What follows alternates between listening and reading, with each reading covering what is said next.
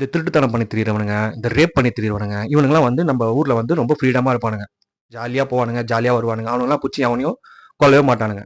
ஆனா, ஜாதி இது ரொம்ப பெரிய தப்பு. அதுல வந்து நீங்க கௌரவ கொலை வேற பண்ணிடுவீங்க. அப்படிதானே? டேய் அந்த பையன் என்னடா தப்பு பண்ணான்? லவ் பண்ணான். அதுதானே பெரிய தப்பு அவன் பண்ணது. அதுலயும் வந்து அவனோட ஒரு ஜாதி வந்து அதிகமா இருக்க ஒரு பொண்ண வந்து லவ் பண்ணிட்டான். அதுக்குன்னு கொலையெல்லாம் பண்ணிடுவீங்க?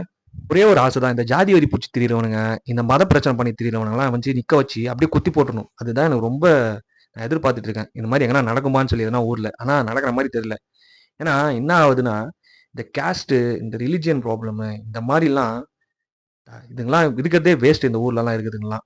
இது மாரி ஒருத்தனை எவனா கொலை பண்ணிட்டேன்னு வச்சுக்கங்களேன், அடுத்தவன் வந்து திருந்திடுவான். திருந்துவானா அவனுங்க திருந்த மாட்டானுங்க. ஏன்னா அவனுங்க வந்து பொறந்ததுலேருந்து ஜாதி வெறி புடிச்சு தான் திரிவானுங்க போல இருக்கு. இவன புடிச்சு கொன்னுடணும், அவன புடிச்சு கொன்னுடணும், கௌரவ கொலை வேற இந்த மயிர்ல. இந்த மாரி நாய்ங்களெல்லாம் வந்து சும்மாவே விடக்கூடாது. இந்த ஃபேமிலிய வந்து டோட்டலா வந்து நிக்க வச்சு சுட்டுறணும் என்ன பொறுத்தவரைக்கும். அதுதான் என்னோட வந்து நான் ரொம்ப பெரிய ஆசைப்படுறேன்.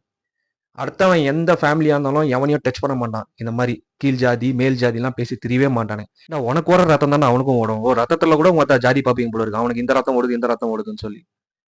நீங்கலாம் யார்றா நீங்கலாம்?